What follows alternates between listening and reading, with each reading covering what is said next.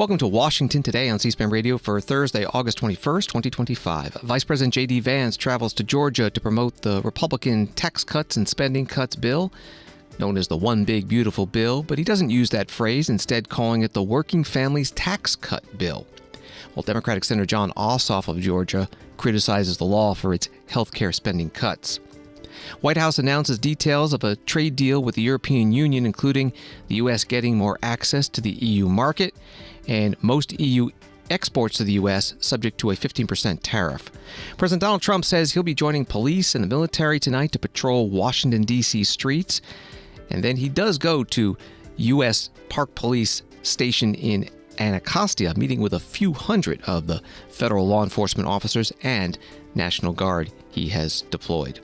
California's legislature debates and heads to a vote on a new congressional redistricting map drafted by the Democratic Party, as Texas Republicans in the House and Senate there are nearing completion on their own new map. In both states, the goal is to flip 5 U.S. House seats to the Democrats in California, to the Republicans in Texas. And a New York appellate court has thrown out the $500 million civil fraud penalty against President Donald Trump in the case brought by New York Attorney General Letitia James, saying that penalty was excessive and violates the Constitution's 8th Amendment. But the panel upholds the finding that Donald Trump, his company, and 2 of his children are liable for fraud. Washington Times writes that Vice President JD Vance traveled to Georgia on Thursday to promote the tax cuts bill that President Trump has signed into law and that Republicans plan to use in the midterm elections next year to energize their troops in competitive races across the country. A month after casting the deciding vote in the president's signature economic Big Beautiful Bill, Mr. Vance told supporters at a refrigeration manufacturing facility just south of Atlanta that the tax cuts are helping lift families. The focus on Georgia comes as both parties begin to prepare for the midterm elections, where Senator John Ossoff, widely considered the most vulnerable Democrat, is seeking a second term. Mr. Trump's Big Beautiful Law, which extended the 2017 tax cuts, increased funding for the military and border security, and curtails future Medicaid spending by establishing new eligibility requirements for beneficiaries in an early dividing line in the Senate race. That was from the Washington Times. Vice President Vance spoke at the Alta Refrigeration Incorporated company in Peachtree, Georgia.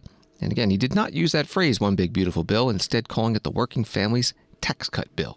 We want to make it easier to build in America. We want to make it harder to build overseas. We want to make it easier to rely on our great American workers, because we got a lot of them. American businesses ought to employ American workers. And we want to make it harder to employ foreigners to take those jobs from the Americans who deserve them. And most importantly, if you're working hard every single day right here in the United States, or if you're building a business right here in the United States, you ought to have a tax code that rewards you instead of punishes you. And that's what happened when we passed the Working Families Tax Cut just a couple of months ago. And of course, Brian Jack was a critical part of that. So you should be proud of your congressman.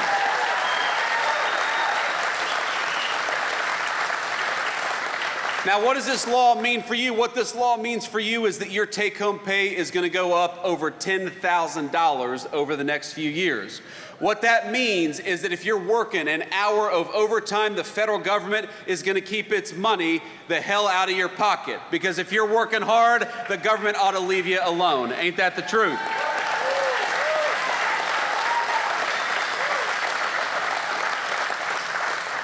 Do we have any single moms out there? Any single dads, any people who work hard every single day? I had a single mom, and for a time my mom worked at a restaurant. She waited tables, like a lot of folks out there. And you know what we did in this new law? We said that if you're working hard and you're making your income via tips, we are not going to tax tips anymore, because we want to give everybody out there that's working hard for those tips a little bit of relief. Vice President JD Vance at a commercial refrigeration company in Peachtree, Georgia.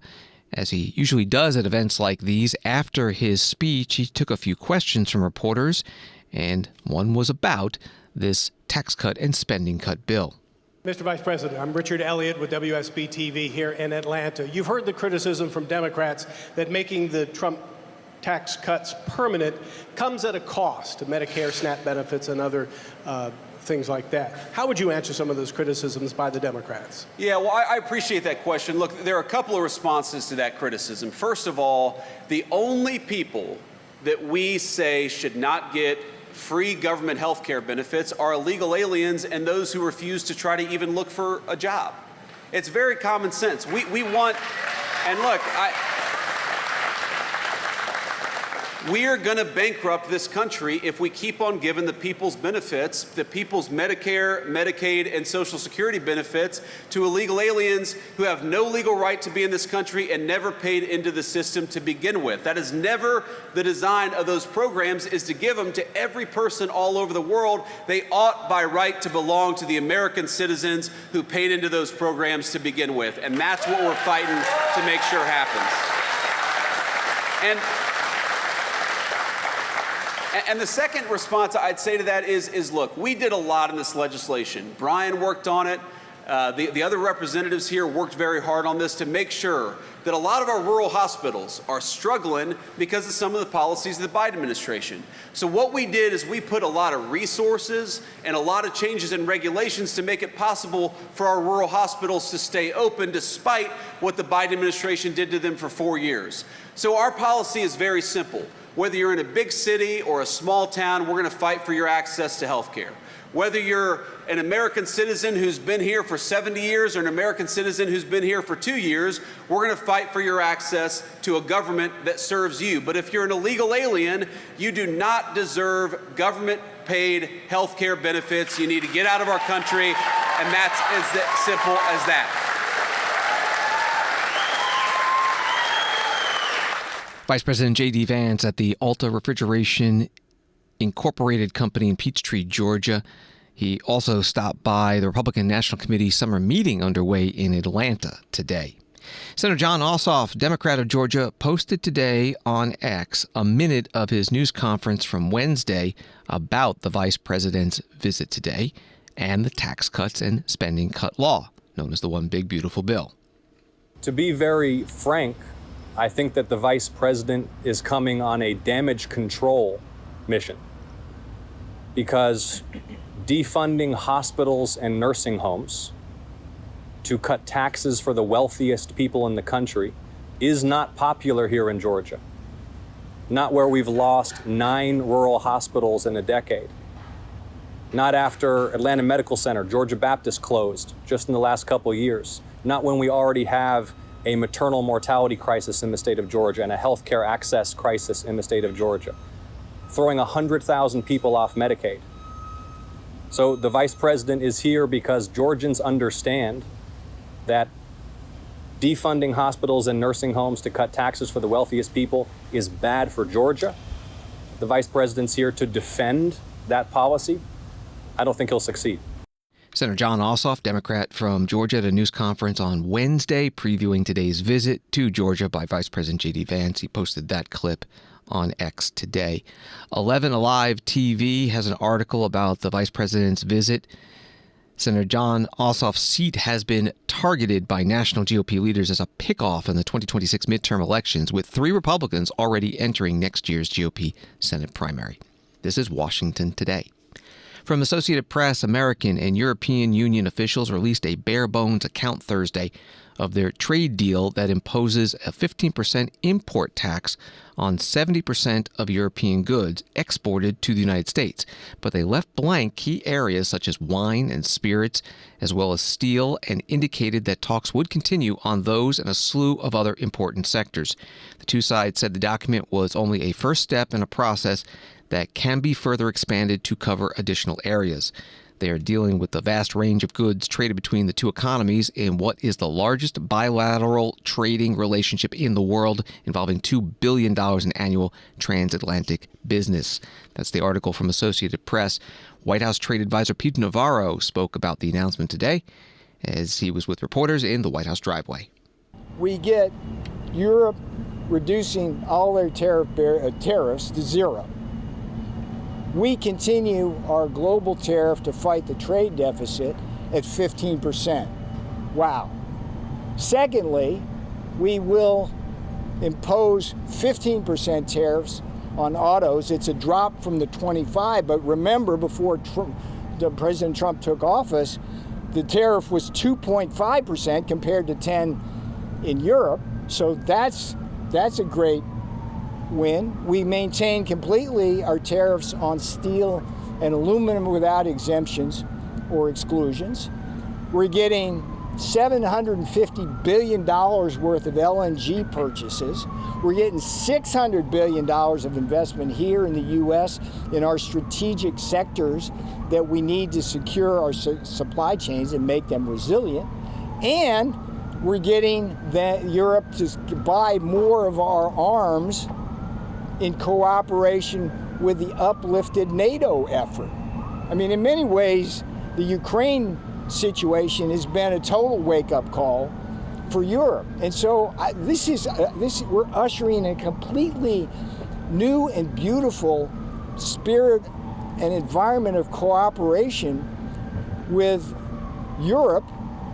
And nobody would have imagined the success of this. Anybody who criticizes Trump trade policy, including the courts right now, simply has to look at this magnificent achievement that President Trump has secured, not just for the American people, but for Europe and the security of the world. Pete Navarro, Senior Counselor for Trade and Manufacturing to the President, speaking to reporters in the White House driveway today. Maros Shevchovich, European Commissioner for Trade, held a news conference in Brussels on today's announcement. We are issuing a joint statement that frames our agreement on a fair, balanced and mutually beneficial trade and investment relationship between the European Union and the United States. This carries considerable weight and is truly impactful at a time when the trade landscape has completely changed. Our transatlantic relationship is one of the largest economic partnerships in the world.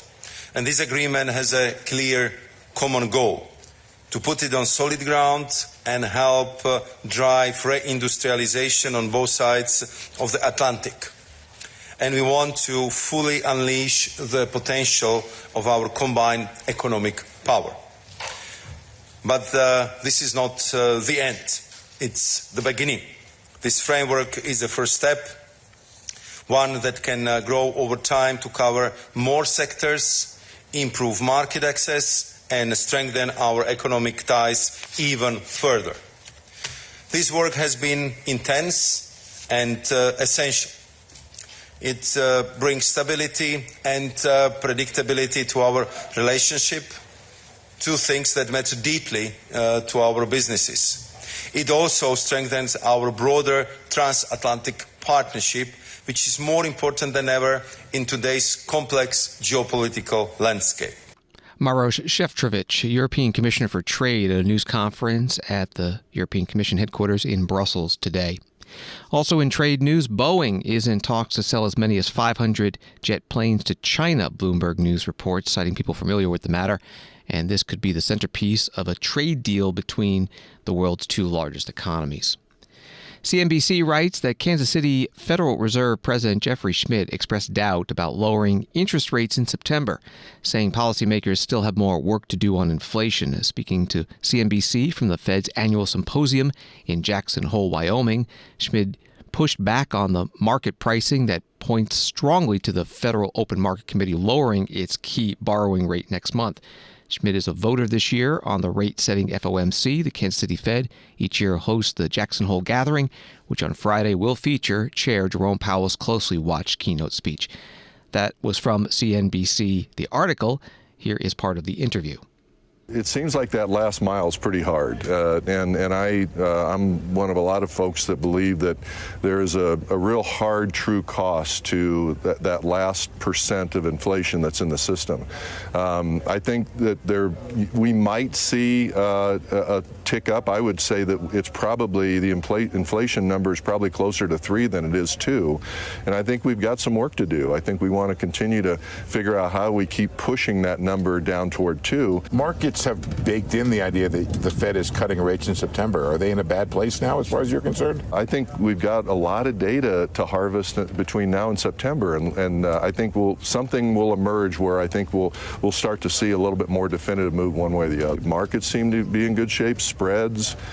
So I think we're in a really good spot, and I think we really have to have very definitive data to be moving that policy rate right now. So at this point, are you a person who could go either way in September? We'll get around tables and we'll collaborate and we'll figure it out. But yeah, I think there's a lot to be said between now and September. I'll just be honest, reading your last speech, you did not sound like a person who was in a hurry to cut interest rates. No, that's probably fair. Kansas City Federal Reserve President Jeffrey Schmidt in a CNBC interview. He was also asked in that interview about Fed Governor Lisa Cook and allegations from the head of the Federal Housing Finance Agency that she committed mortgage fraud, specifically that she claimed 2 properties as primary residences to obtain better interest rates on the loans. Bloomberg reports that top Justice Department official Ed Martin has sent a letter to Federal Reserve Chair Jerome Powell saying that Cook's case requires further examination and encouraging Powell to remove Cook from her position. Here again is the interview with the Kansas City Fed President Jeffrey Schmidt. We have responsibilities as professionals inside the Federal Reserve. I'm sure she'll handle matters as she needs to handle them. Is that a serious thing to do, to write primary residence on 2 different mortgages? Let me say this. It's definitely part of the application. Yeah. But I also would say if you think about how huge that application is, maybe we could start thinking about how do we make it less paperwork intensive as we go forward. Do you worry at all that there's a lot of political pressure on the Federal Reserve right now to cut interest rates? I think the conversation about independence of the Fed and how we interact with all 3 branches of government is always an important one. And I think, frankly, great steel is tested by fire. So let's have the conversation. It's more important, actually, that the American public has an understanding what the Fed is and what it does, and that they have a value proposition about what we do. Kansas City Federal Reserve President Jeffrey Schmidt on CNBC. Later on that same network, U.S. Senator Chris Coons, Democrat from Delaware, was asked about the Lisa Cook case. What makes me concerned about this ongoing effort to pressure the Federal Reserve is that President Trump has recently demonstrated that when he doesn't like the numbers, he will fire folks. His firing of the leader of the Bureau of Labor Statistics over softening economic numbers reminds me of someone who says, I don't like my weight, so I'm going to break the scale. And I'm concerned that what may be happening here is that Bill Pulte from FHFA is trying to work for President Trump in pushing out members of the Fed. Preserving Fed independence is important for our economic stability and security.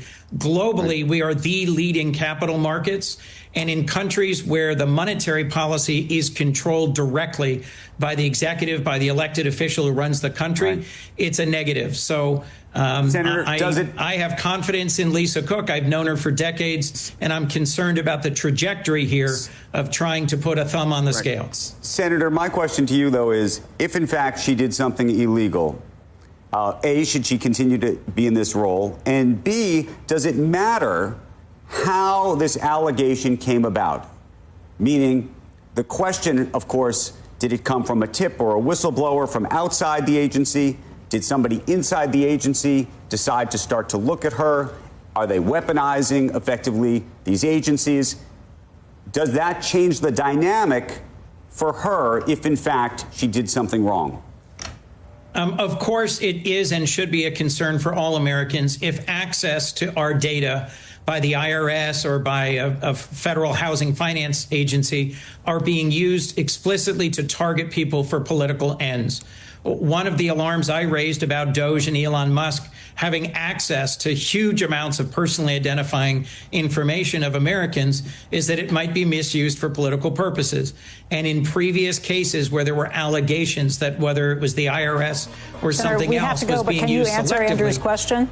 Does it matter if it was gotten by these means? Can you hate the process, but still, does it matter if something illegal was done? There should be accountability for illegal acts, but it does matter how that information is gotten. Both can be true. Senator Chris Coons, Democrat from Delaware, today on CNBC. Federal Reserve Governor Lisa Cook put out a statement saying she learned from the media that the Federal Housing Finance Agency Director William Pulte posted on social media that he was making a criminal referral based on a mortgage application from 4 years ago before I joined the Federal Reserve.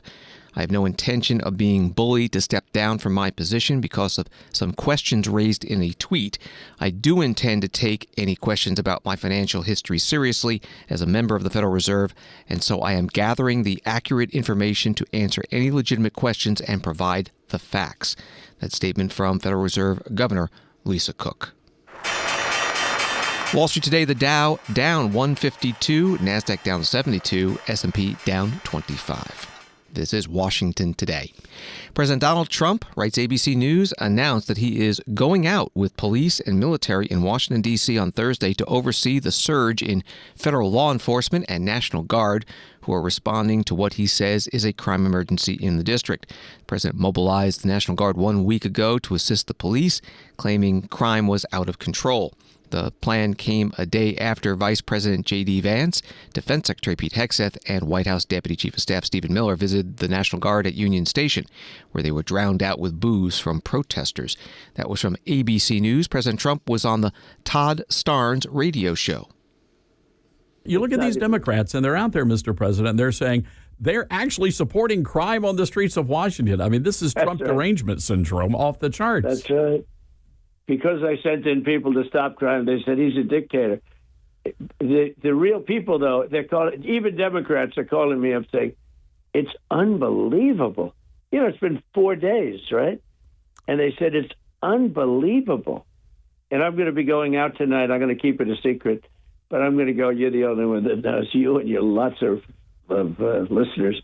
You have a great show. You have a very successful show, by the way, in case you haven't heard that. But I'm going to be going out tonight, I think, with the police, and with the military, of course. So we're going to do a job. The National Guard is great. They've done a fantastic job. President Donald Trump today on the Todd Starnes radio show. Washington, D.C. Mayor Muriel Bowser held a news conference today while attending the opening of a new housing shelter for homeless adults. She was asked about the federal control of D.C. police and deployment of the National Guard and how long it might last. Tuesday night you went over to 7D and you were there with some federal officials. I've been told by sources that are familiar with the conversation in the room that when it was opened up for questions, that one police officer said, what happens after day 30? And that there was a federal official, and I'm not sure who it was, who said, we're not going anywhere, and we have a 4-year contract. Were you in the room? Did you hear that statement, and what's your reaction to it? I think it doesn't mean anything. I don't know what that means, so I can't comment on it. These are the facts, that the federal emergency ends in 30 days. It can only be extended by the Congress. And if the commitment from the federal government is to have federal support or officers that assist MPD, that's a different conversation. And I understand you're opening the Joint Information Office Task Force tomorrow, or Joint Information Center. Oh. Tomorrow? Is that right? Well, that's kind of a inside government thing. It's supposed to help us, though, isn't it? It is supposed to help us help you. But what it is, it's just a way of us organizing our comms officials. We already are doing that, but it puts a little structure around it. So all of our comms officials across the government are pitching in. Washington, D.C. Mayor Muriel Bowser, a Democrat, today taking reporters' questions. She was also asked about federal law enforcement who are wearing masks while detaining and arresting people in her city. Ossoff Khalil with the Associated Press.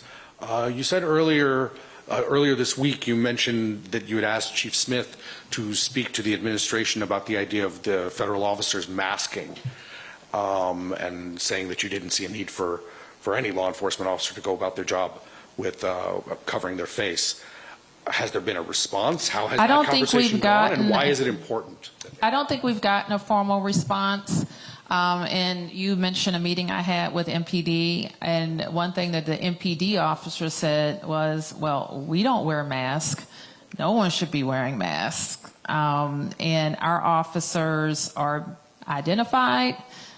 They have a badge. They wear body-worn camera, and they are clearly identified to members of the public.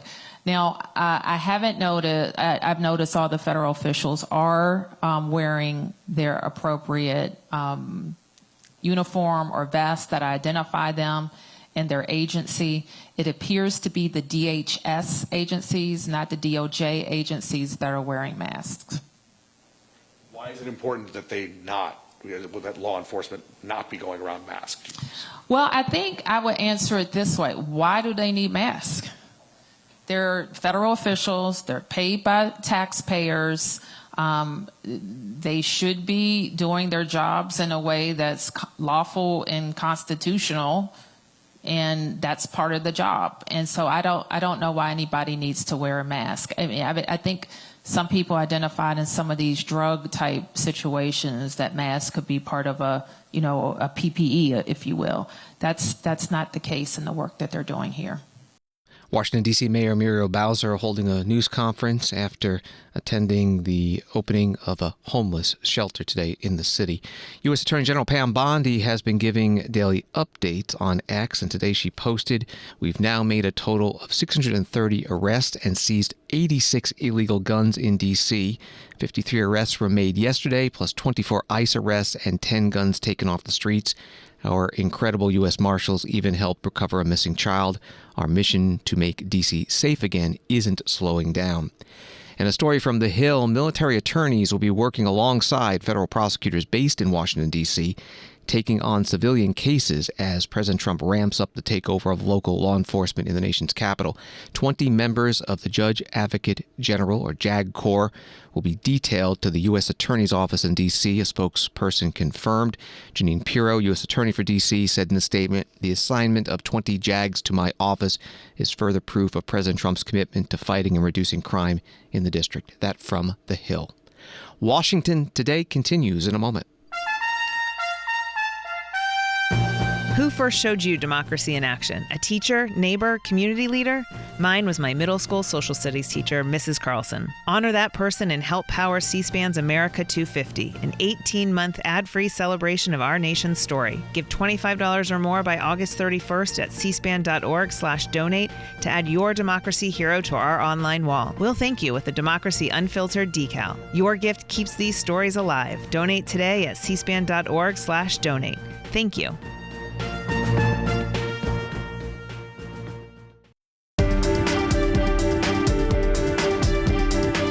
Welcome back to Washington Today, available as a podcast on the free C-SPAN Now mobile app and wherever you get your podcasts.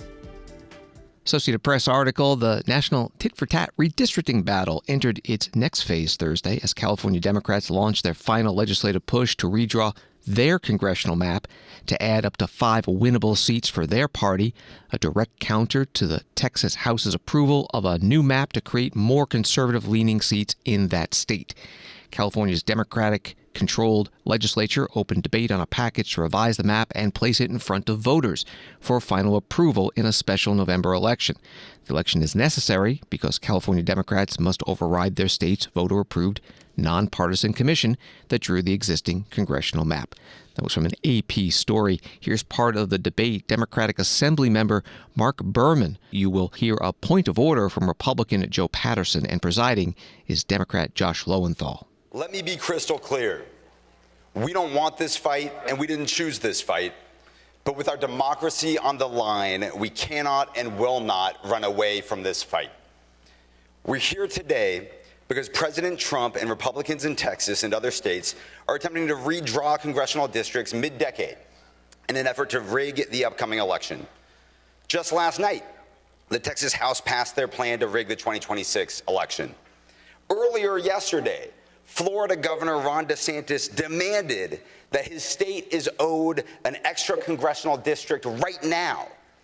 And you know that Trump will do everything he can to fulfill this outrageous request. Americans and Californians deserve better. And ACA 8, the Election Rigging Response Act, is our response to these undemocratic and un-American power grabs. ACA 8 allows for the temporary use of voter-approved congressional district boundaries contained in AB 604. Unlike Texas, where Republican politicians rammed through maps after assigning law enforcement to trail their Democrat colleagues, every movement. Excuse me, Mr. Berman. By all means. Assemblymember Patterson, state your point of order. Yes, hi. Thank you, Mr. Speaker. Good morning. State your point of order, sir. Yes, we have been admonished for mentioning parties on. Mr. Patterson, state your point of order. There's no explanation needed. What is the rule that is being violated? Your rule that a person speaking may not mention political parties. I ask that the author no longer do that. That is not a rule of this body. That is a rule of decorum. The issue with this particular measure is it affects political parties. We're going to allow that today. What I spoke with earlier was simply that you should not impugn the motives of your colleagues. Mr. Berman, you may continue. Thank you, Mr. Speaker. As I was saying, unlike Texas, where Republican politicians rammed through maps after assigning law enforcement to trail their Democrat colleagues' every movement, it is California voters who will have the final say whether or not these new district boundaries get used.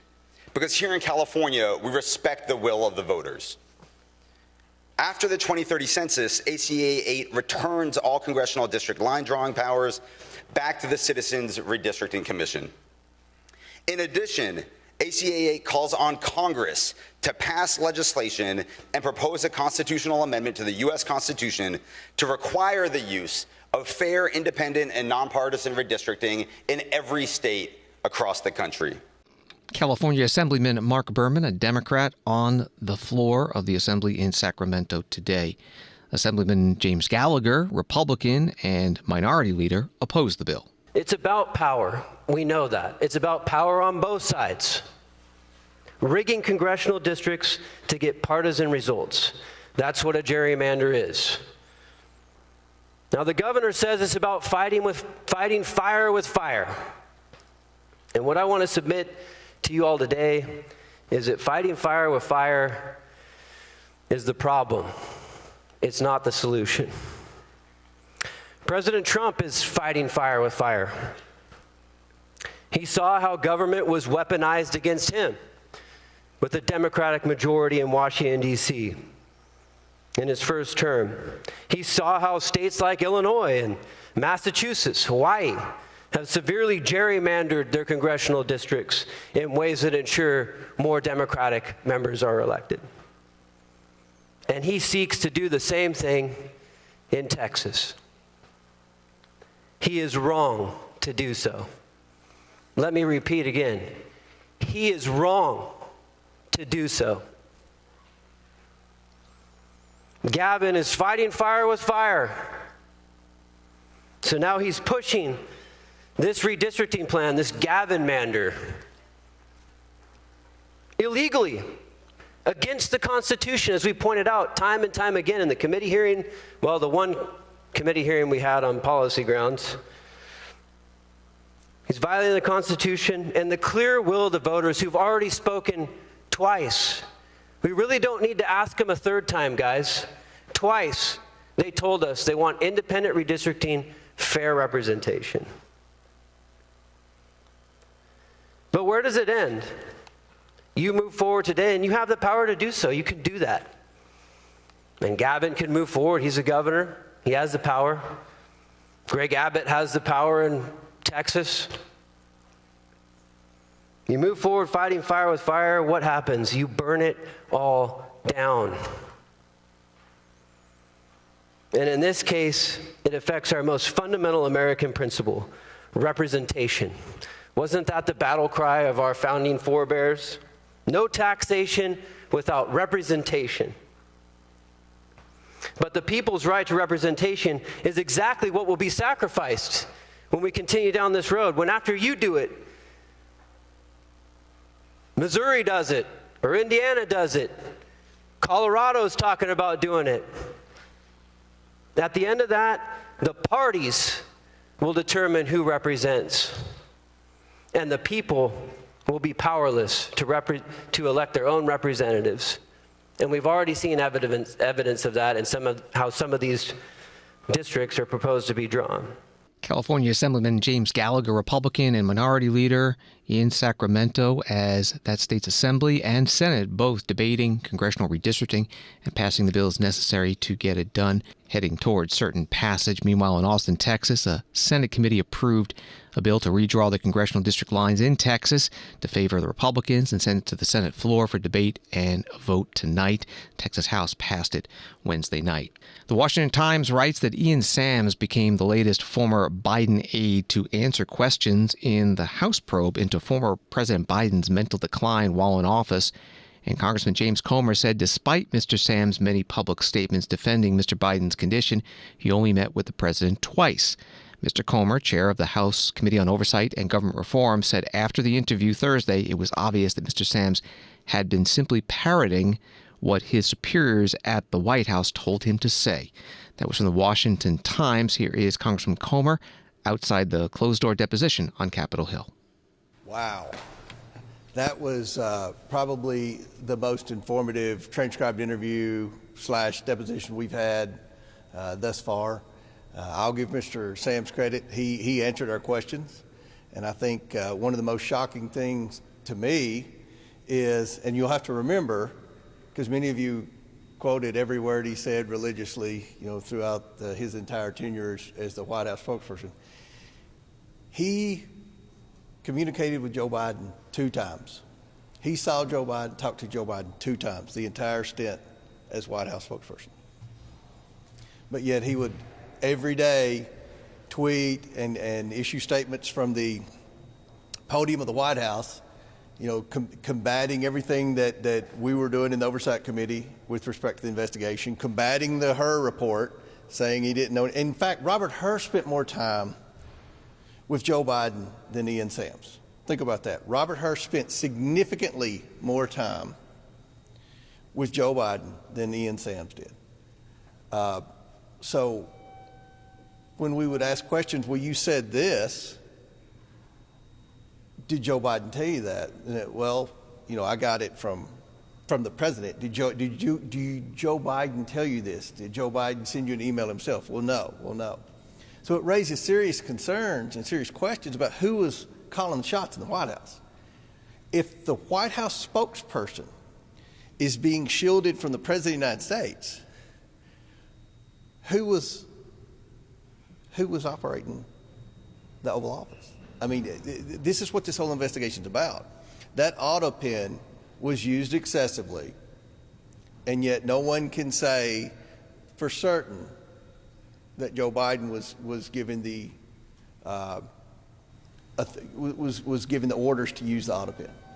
Congressman James Comer, Republican of Kentucky, chair of the Oversight and Government Reform Committee, meeting with reporters today. Back to the Washington Times article, Mr. Sams was the 11th former Biden staffer to appear before committee investigators as part of the probe into Mr. Biden's mental decline while president and the use of the auto pen to sign official documents. He appeared voluntarily for a transcribed interview before the investigators. All who appeared under subpoena invoked their Fifth Amendment right against self-incrimination. That was from the Washington Times. Congressman Comer also answered questions about the files at the Justice Department on the investigation into Jeffrey Epstein that the department is expected to send to the committee on Friday after redactions. Jeffrey Epstein was the wealthy financier and convicted sex offender who died by suicide in jail in 2019. Update on timing for tomorrow, when you expect to start getting documents from the DOJ on Epstein, and when? No, we just expect to get them tomorrow. And when do you think you might release them publicly? Do you know at all? Well, we're going to review and we'll work as quickly as we can. This is sensitive information. We want to make sure we don't do anything to harm or jeopardize any victims that were involved in this. But we're going to be transparent. We're doing what we said we would do. We're getting the documents, and I believe the White House will work with us. Can I ask you on tomorrow? This material was already redacted by DOJ, right? So what further redactions or we just want considerations do you have? Well, I mean, I can't imagine very many scenarios where we would further redact anything. Usually we have concerns over redaction, so we're just going to see what they send us, and we'll go from there. And you think it'll move out fairly quickly? That's our goal. Congressman James Comer, chair of the Oversight and Reform Committee, Republican from Kentucky, meeting with reporters today. A federal judge in New York on Wednesday denied the Department of Justice's request to unseal grand jury material from the Jeffrey Epstein criminal case.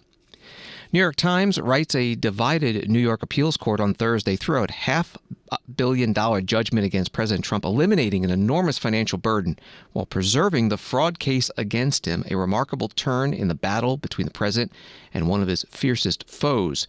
Peter Moulton, one of the appeals judges whose lengthy and convoluted ruling reflected deep disagreement among the five-judge panel, wrote, "While harm certainly occurred, it was not the cataclysmic harm that can justify a nearly $500 million award to the state." While the court effectively upheld the fraud ruling against the president, several of the justices raised major questions about the case, which was decided by a state court judge, and their decision allowed Mr. Trump to move to New York's highest court, giving him another opportunity to challenge the finding that he was a fraudster. That was from the New York Times. White House Senior Advisor on Trade, Peter Navarro, was asked about this today outside the White House. Peter Navarro had been talking about what he called lawfare against President Trump, and he says himself, after he went to prison for not complying with a congressional subpoena from the committee investigating the January 6, 2021 attack on the U.S. Capitol. Yes, sir. The New York Appeals Court has thrown out President Trump's $500 million New York civil fraud penalty. That was prosecuted by Letitia James last year. Yeah. The appeals court says it was, quote, excessive. What is your reaction to that? Letitia James is another one that belongs in jail. Look, the Democrats, they really overplayed their hand on this because they thought they could take Donald Trump out. They didn't. And in the process, they totally destroyed American people's faith in our Justice Department, and they got him got President Trump a lot of votes because of that. I mean, the book I wrote about that, I went to prison so you won't have to, the whole theme of that thing is that I'm the wake-up call. If they can come for me, they can come for you. So people need to understand that these are bad people. Letitia James, Fani Willis in Georgia, Alvin Bragg in Manhattan. The question is, how coordinated were they? And that's a question that needs to be answered by an investigation. White House Senior Advisor for Trade Peter Navarro in the White House driveway today with reporters. President Donald Trump posting on Truth Social, total victory in the fake New York State Attorney General Letitia James case. I greatly respect the fact that the court had the courage to throw out this unlawful and disgraceful decision that was hurting business all throughout New York State. And Letitia James putting out a statement. The First Department today affirmed the well-supported finding of the trial court. Donald Trump, his company, and two of his children are liable for fraud. James also said her office would appeal. This is Washington Today. CBS News writes that Russia targeted Ukraine overnight with 574 drones and 40 missiles, the Ukrainian Air Force said. Most of the weapons were intercepted by Ukraine's air defenses, but the massive assault was far from unusual, and officials said at least one person was killed and 15 injured.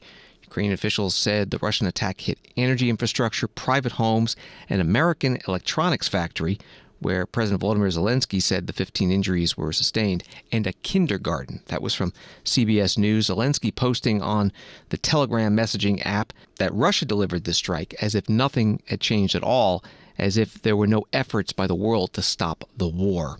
U.S. Special Envoy Steve Witkoff was on the Katz and Crosby radio show on Wednesday talking about prospects for peace. You're a deal maker. You're a New York real estate deal maker. When you looked in his eyes, what's your gut feeling? Does he really want to make a deal? Yeah, I mean, it has always felt to me that this is a war that's not worth prosecuting. It's worth settling. There's just too many people have died. For what purpose? He's got control of a lot of territory today, and it just feels to me like the Russian economy is not in great shape. Yes, they figured out a way, and they're resilient in this sense, to work around sanctions and high interest rates and so forth. But to me, it just feels like the war that should be solved. And from our standpoint, it's, this is not something existential, but at the same time, the president is a humanitarian and he's tired of watching the killing. So my sense is that he came he came to Alaska to in part pay homage and in part to say, look, I want to get a deal done. Now, I think the next move is going to be very telling as to whether Zelensky and Putin meet together. And I think ultimately, if that meeting happens, and I believe it will, I'm certainly hopeful it will, that will, in my view, potentially lead to a trilateral between the three. And there, I think you'd see a lot more progress. U.S. Special Envoy Steve Witkoff on the Katz and Crosby radio show on Wednesday. President Donald Trump writing on Truth Social today, "It is very hard, if not impossible, to win a war without attacking an invader's country. It's like a great team in sports that has a fantastic defense but is not allowed to play offense. There is no chance of winning. It is like that with Ukraine and Russia. Crooked and grossly incompetent Joe Biden would not let Ukraine fight back, only defend. How did that work out? Regardless, this is a war that would have never happened if I were president. Zero chance. Interesting times ahead. President DJT." Story from Reuters. Prime Minister Benjamin Netanyahu said on Thursday that Israel would immediately resume negotiations for the release of all hostages held in Gaza and end the nearly 2-year-old war, but on terms acceptable to Israel. It was Netanyahu's first response to a temporary ceasefire proposal put forward by Egypt and Qatar that Hamas accepted on Monday. Speaking to soldiers near Israel's border with Gaza, Netanyahu said he was still set on approving plans for defeating Hamas and capturing Gaza City, the densely populated center at the heart of the Palestinian enclave. That was from Reuters. And finally, on Washington Today, James Dobson, writes USA Today, the Christian family psychologist turned media titan who founded Focus on the Family and launched a career in public ministry in which he exerted influence over the highest level of American politics, has died. He was 89 years old. James Dobson was on C-SPAN in 2004 at the National Press Club, talking about how he started his organization. My background, you heard, is with USC School of Medicine in the academic area, and I enjoyed my work there and could have easily enjoyed staying there the rest of my life. But I noticed something was happening. At that time, I was writing the books that you heard about, and they were very well received. And so I was in touch with families, and I was counseling families and speaking for families in addition to my work at the university. And I noticed something that was taking place. The family, this was 1977, the family was starting to unravel. It became very clear. I saw where it was going. I got a very clear perspective on what was going to happen in the future. Now, I don't want to say I'm some kind of seer, or certainly not Father Time or what have you, but I was very concerned about the family. And so I did one of the scariest things I've ever done. I resigned from that position at the university and opened a little 2-room office, and I called it Focus on the Family. I had a half-time secretary. It was a very humble beginning, and I started a radio program that was heard on 34 stations once a week. Pretty meager beginning, and I was totally unprepared for what happened because the response was overwhelming. I mean, almost immediately, I was getting hundreds and then thousands and then tens of thousands of letters with problems that people were sending and requests for advice on raising children. And it was clear that I had struck a nerve. And so I began hiring people to try to help me with all this. I didn't know what to do with all this mail. It takes a long time to answer a single letter. And so I started hiring people, and within just a few years, I had 500 employees. And I expected it to settle down or plateau, and it never did. And it just kept growing through the years. James Dobson in 2004 at the National Press Club from C-SPAN's video library. He has died at the age of 89. USA Today article says that Dobson's legacy is defined by his longtime commitment to educating evangelicals on traditional family values, placing him squarely in the middle of debates about abortion and LGBTQ plus rights. His prominence as an author and radio host positioned Dobson for influence in top political circles, and he served on special advisory groups for presidential administrations including Ronald Reagan, George H.W. Bush, and Donald Trump. That was from USA Today. Thanks for listening to Washington Today. Sign up for C-SPAN's evening newsletter Word for Word. Get the stories making headlines in Washington emailed to you every day. Subscribe at cspan.org/connect. Have a good night.